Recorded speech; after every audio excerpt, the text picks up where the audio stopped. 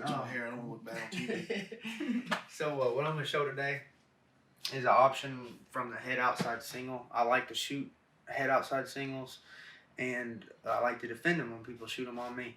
This ain't the only way to defend it. This might not be the best way. It's one of my favorite ways. And what I'm going to show is the opponent gets in on it, and the head's outside here, so you're going to defend it way different than if the head is inside. Okay, if this head's outside, of course, there's a lot of things you can do. If their head's so low and you can push it down and slide your knee out, you can pull your foot out, okay?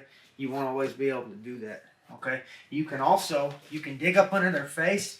You can cross face and try to pull them up. You can't always do that, though. They duck their head. You can switch. You can get an arm in here, and you can switch this guy. You can even sit to your ass or standing switch him. But you can't always do that because you can't always put your hand in there. So this is an option, and it's actually my go-to option. I don't go to all those other ones first. I go to this one.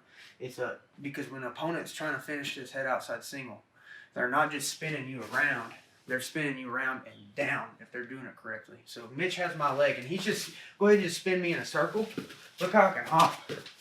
This person is typically, when they get a head outside single, if they're trying to finish the head outside single, they're going to be putting downward pressure as well. So he puts that downward pressure and twists me. That's what's making me fall on a head outside single.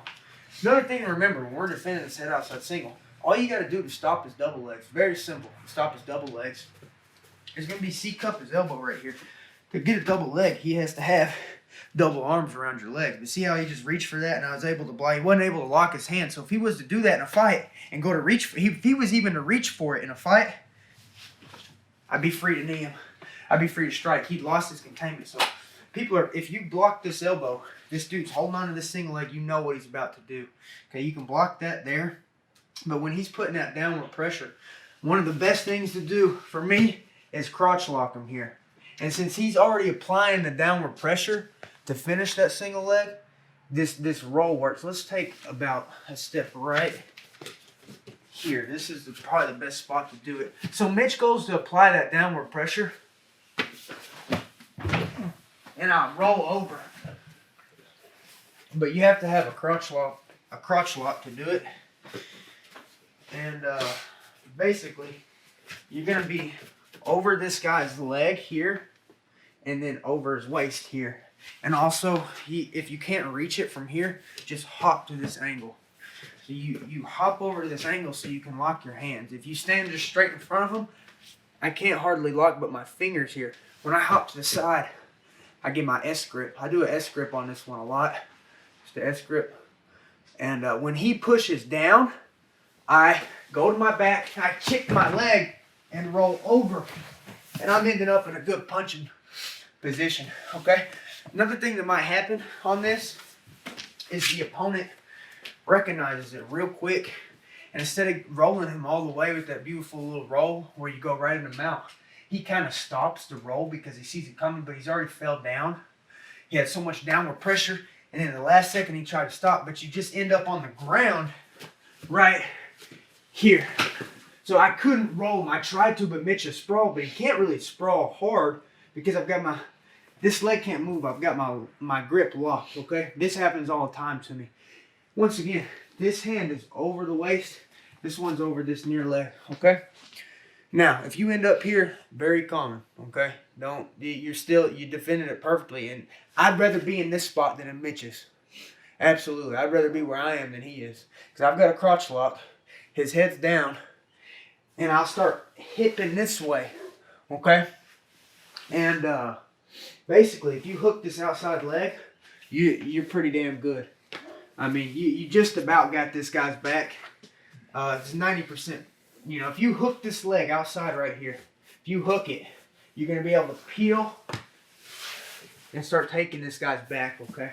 Now, he can win from here too, though, okay? That's why I always try to roll him, because once you roll him, you're on top. He can do what he wants. You're going to hit him. You know, you're on top of this dude. But I can't always roll him. And so we'll get here. If he steps that foot on the outside of mine, I can be in trouble. Okay, so don't let him get that foot on the outside of yours. It's already going to be, yours is going to be on the outside. If he tries to chase it, go chase it, Mitch. see how I move with it? I'm not letting him get that fucking leg over my leg. Okay, because if so, he's gonna be on top of me. Okay, and so he's scooting, I'm scooting, and then I'm hooking if I can. Another thing he can do to defend is try to shelf this inside leg. If he gets this leg, this leg right here across his, yes, see how I just moved that knee up under my leg? Now he shelved it. Okay, way harder for you to get up now. This leg needs to stay between his legs. Okay, so your inside leg needs to stay between his legs. Your outside leg needs to stay outside his leg. If he's to go here, he got you. If he's to get this leg here, he got you. Okay, you can make a triangle him real quick. Okay, but as far as you're down, you know, he's gonna hold you down. You can go for a submission at that point, but he's gonna be holding you down. Okay, so I'm keeping this leg outside and trying to hook and stretch it out and stay tight to him. Okay, so you got the roll and then you got the back take, and that's the main goal of that move.